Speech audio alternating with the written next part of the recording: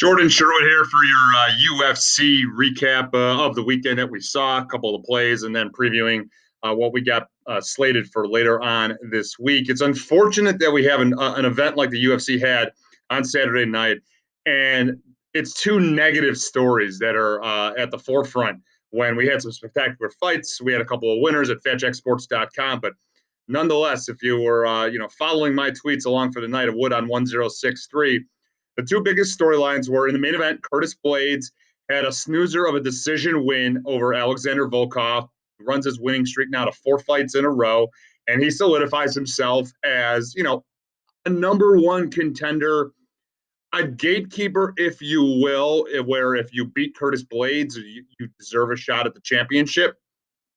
Here's the thing about Curtis Blades. First, he was a minus 400 favorite, 450 favorite. He was expected to win the fight against Alexander Volkov. I think most fans would have preferred to see a little bit more out of the stand-up game from Curtis Blades because he's progressed in that area over the last few fights, most notably before last Saturday night, he knocked out Junior Dos Santos, which is no small feat by its own means. But Curtis Blades told you he was going to wrestle. He was going to ragdoll Alexander Volkov and look to take him down. And he attempted 24 takedowns, which was, I believe, a UFC heavyweight record. I don't have what Cain Velasquez's numbers are in front of me, but it was near the top if it wasn't a record. We told you to play the over at 2.5 rounds. So that did cash at FatJackSports.com. But Curtis Blades is getting, critiqued and criticized in a negative fashion because of the effort that he put in. A 5-round snooze fest, dominant decision win, gassed in the 4th and 5th round. Maybe Alexander Volkov had a chance to win that fight late, but it was not. But Curtis Blades, unfortunately, he can't sit and wait around because if he does that, he's going to be waiting around for, obviously, the August 15th fight, Stipe Miocic and Daniel Cormier for the third time. The winner of that fight, if they choose not to retire, is going to have to fight Francis Ngannou. So Curtis Blades is going to have to wait for the winner of that fight. He can't fight Francis Ngannou again. Ngannou's already knocked him out twice. So he has to take another fight. He just does. Like, that's just kind of the standard. He's not going to be able to afford to wait around, not financially, just afford from the rankings and the shifting of the sport because John Jones could insert himself in the heavyweight division. We could see, an a brilliant performance of Alexander Gustafsson, and then all of a sudden he starts to get into the conversation as a guy that's a heavyweight contender. So you knew what to expect out of Curtis Blades. It was unfortunate. It was a snooze fest, but the criticism nonetheless negative over him. The other thing was the opener, Max Roskopf, making his UFC debut, highly touted prospect, 5-0, coming out of Extreme Couture, a great wrestler from North Carolina State under the tutelage of Robert Drysdale, and he quits on the stool between rounds 2 and 3. And Robert Drysdale is at the forefront of the criticism because, he's the corner man, and he was telling him, no, you've got it in you. And while you like to believe a cornerman knows his fighter best, 9 times in that minute, 9 different times, like Edward R. Rooney, Ferris Bueller's Day Off, 9 times, Roskopf said he was done, he was finished, he didn't want to go out there for the 3rd round. Then he tells the ref, and the fight is called off. Good for Max Roskopf for realizing he didn't have it in him. He didn't want to continue, and he chose to hang it up for at least for this time. And I'm certain he'll be back, full training camp, fully healthy. We did tell you, and I was talking about this with Veasan, I was talking about this on ESPN with Josh Cohen and the home team. Austin Hubbard was a live dog because of the short notice of the fight, the step up in competition for Roskopf, and the fact that he was injured, 2 weeks prior to taking this fight. So, nonetheless, a bad look for Robert Drysdale and his camp.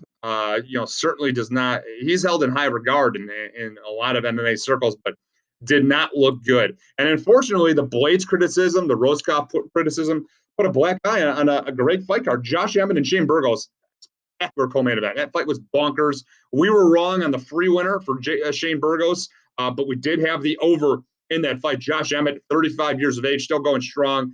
He's got cannons really for both, right and the left. But how about Shane Burgos?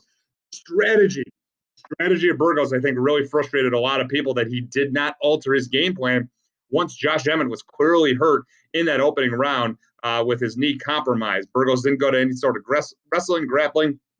He chose just to stand in front of Josh Emmett, and it proved not to be a successful strategy as Josh Emmett gets the unanimous decision win. He definitely deserves a top contender. Maybe he gets the winner of Dan Ige and Kelvin Cater that are going to be headlining Fight Island, but that featherweight division, ever intriguing nonetheless. We were right with Lauren Murphy. Big win there over Roxanne Modafferi. I love the call out of Courtney Casey later on, so we certainly like that. Bilal Muhammad, also a winner, FatJackSports.com over Lyman Good, a unanimous decision victory. He was certainly rocked, but you had to feel for both guys. Muhammad dealing with his parents' store being looted and trashed in Chicago, and obviously Lyman Good losing his father the day before Father's Day, fighting for his memory.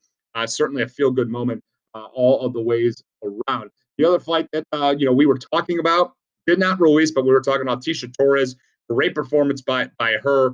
Certainly got off the schneid of that 4-fight win streak. The one we were wrong on, Marion Renault and Rocky Pennington. We knew Rocky was going to be a tough out. We thought the right hand was going to be the difference. And then if it got to the ground, Renault was going to be able to utilize her Brazilian Jiu-Jitsu. It was not for not. It was not to be had, if you will. Rocky Pennington, too strong, too aggressive in the clinch, and that tie clinch really did Marion Renault in. So an overall winning night if you played our picks at FatJackSports.com. Good night. Certainly great to see Jim Miller get the win as well via submission. We'll have more fight picks for the Poirier and oh my God. What's his name? I ruined it. I can't believe I forgot Dan Hooker's name. So apologize to him. If you made it this far in the video, hopefully you got a good laugh. We'll have fight picks for that. We're taking a look at the early card right now. There's already one fight that we really like on the main card, but FatJackSports.com, Wood on 1063 for content like this and some great tweets, I guess, and some, errors, because that's what we do. Check us out. We'll be back later in the week. Enjoy the fights.